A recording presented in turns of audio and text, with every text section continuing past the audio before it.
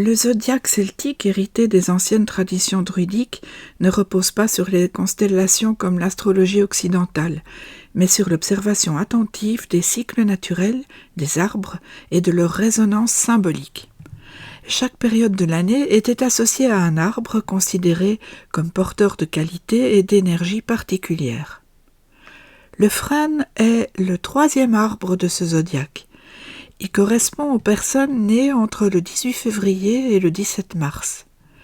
C'est un arbre associé à l'eau, au rêve, à l'invisible et à une forme d'ouverture intérieure qui fait de ceux qui lui sont liés des êtres un peu à part.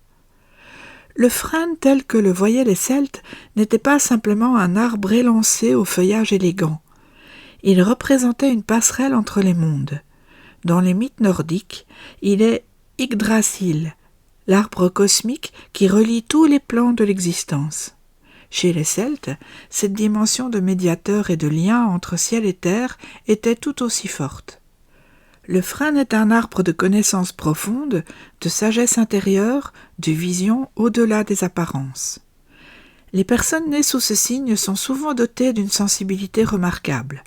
Elles perçoivent ce qui ne se dit pas, ce qui flotte dans l'air, les tensions légères, les silences pleins de sens. Leur intuition est leur boussole la plus fiable.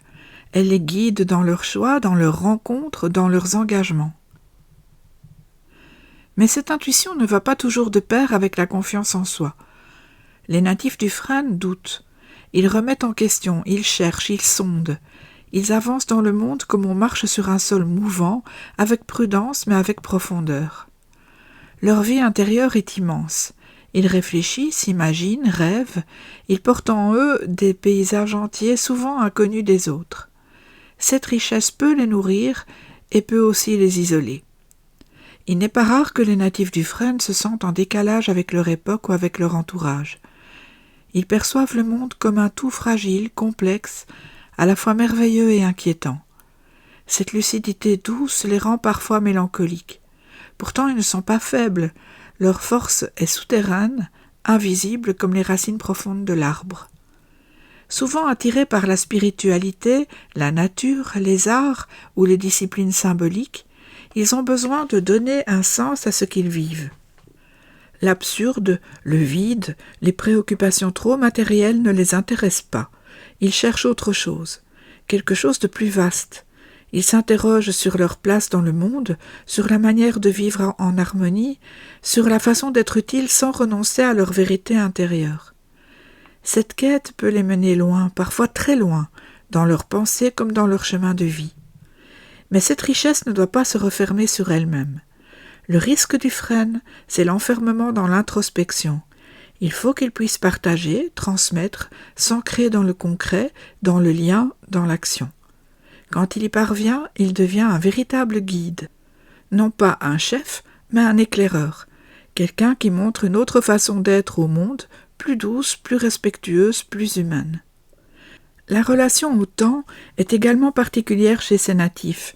Ils vivent selon des rythmes qui leur sont propres. Ils ont parfois besoin de lenteur, d'espace calme, de solitude choisie. Leur esprit a besoin d'errer pour comprendre. Les pressions, les contraintes, les injonctions à faire vite les fatiguent ou les blessent.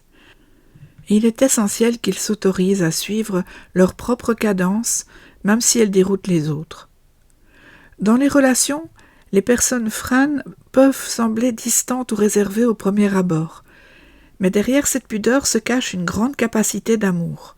Elles aiment profondément, intensément, avec fidélité.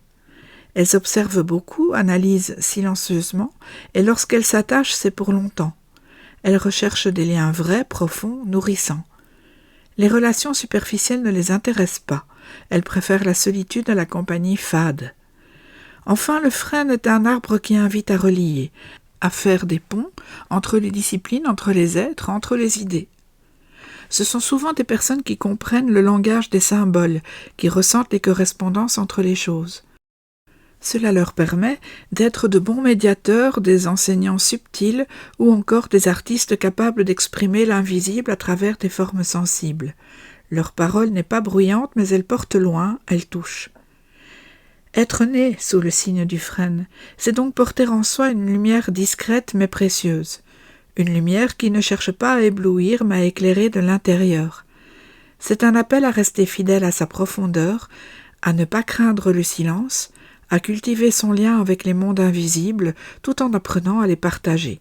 Le monde a besoin de ces regards différents, de cette sensibilité fine, de cette sagesse paisible que les natifs du frêne portent en eux. À bientôt pour un prochain épisode.